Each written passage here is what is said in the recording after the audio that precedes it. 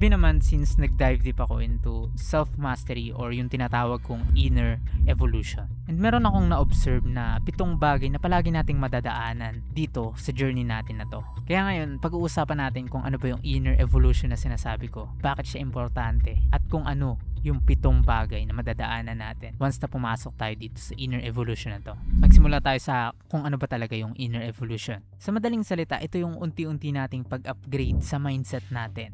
Kasama rin dito yung pag-change ng beliefs natin or yung mga paniniwala natin. Pati na rin yung way natin ng pag-handle ng emotions. And lastly, yung pagbago natin sa identity natin. Karamihan kasi sa atin, we fix external things, which is yung outside world. Pero yung mga external things na naayos natin, pansamantagal lang yan. At babalik pa rin yan dahil meron pa rin tayong root cause na hindi natin na-actionan, which is yung mga nasa loob mo. Kapag hindi natin siya naayos, mabilis pa rin tayong ma-burnout, mabilis tayong ma-trigger, mabilis tayong matakot. Kasi yung inner world mo, it controls 90% of the outer result. Yung mga beliefs mo, maapektuhan niya yung choices mo. Yung mga wounds na hindi pa nag-heal, maapektuhan yan yung mga reactions mo sa araw-araw. Yung mga paniniwala natin na yun and yung mga sugat na yun is nanggaling dun sa past traumas natin, sa childhood, and sa maling pag-condition sa atin nung bata pa tayo. And ang goal natin is ma-rewire siya para hindi na siya maging sobrang hadlang sa atin sa araw-araw at sa mga gusto nating gawin. Ang problema ay hindi ganun kadami yung nagkukumit dito sa inner evolution na sinasabi ko dahil sa 2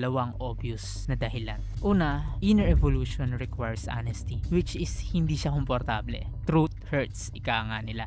Pangalawa, mas priority natin yung outer world kasi wow tayo sa gratifications, sa validations, sa rewards, sa medals kasi gusto natin nakikita tayo. Pangatlo, kasi wala rin naman nagsasabi sa atin na meron tayong inner world na dapat nating pagfokusan. Basta ang sinasabi nila, mag-aral ka, magtrabaho ka, magpayaman ka. Pero walang nagtuturo sa atin kung paano mag-handle ng emotions, paano mag-process ng traumas, paano mag-set ng boundaries, at marami pang iba. At iyan yung goal natin dito sa channel na to para sama-sama nating matutunan yung mga bagay na yun. Nagpas 1 buwan na nga nung nag-start akong aralin yung sarili ko kasi sobrang nag-struggle talaga ako until now. And meron akong process or patterns na na-observe na palagi nating madadaanan.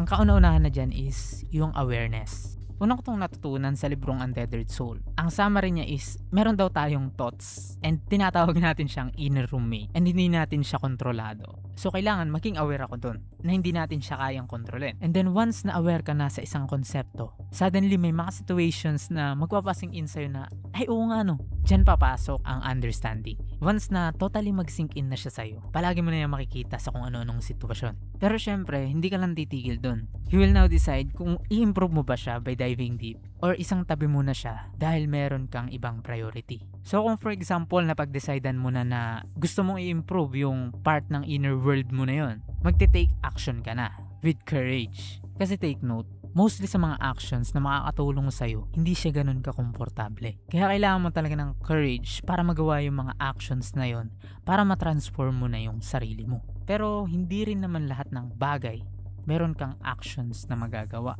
Merong mga bagay na hindi natin kontrolado at dyan napapasok yung acceptance. Siguro sa current situation natin, nire-resist natin yung reality. Kumbaga, meron tayong ideal world na kung saan naisip natin na dapat ganito, dapat ganyan, dapat walang magagalit sa akin, dapat pantay-pantay lang. So, ang key term dito is yung dapat.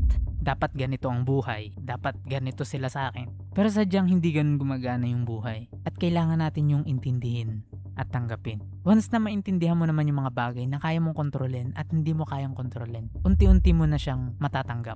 Oo, masakit pa rin pero hindi na yung to the point na sobrang nakakaabala siya sa'yo, sobrang nakakaapekto siya sa buhay mo. And then ang huling step is yung pagbabago ng identity mo. Hindi mo na ginagawa yung isang bagay dahil lang pinipilit mo siya for improvement. Ginagawa mo na siya ngayon kasi totally nabago mo na yung sarili mo. Kumbaga, ginawa mo yung sinasabi nilang fake it till you become it. And then, ayun na yung tunay mong identity. Nag-evolve ka na and nag-improve na yung inner world mo. So, pinasadahan lang natin yung mga key processes na ma-encounter natin dito sa inner evolution na to. And disclaimer lang, malaking disclaimer lang, hindi ako expert dito sa topic na to. Sadyang gusto ko lang ituro yung mga bagay na nagme-make sense sa akin and yung mga nakakatulong sa akin. Kasi I myself, nag-i-struggle din ako.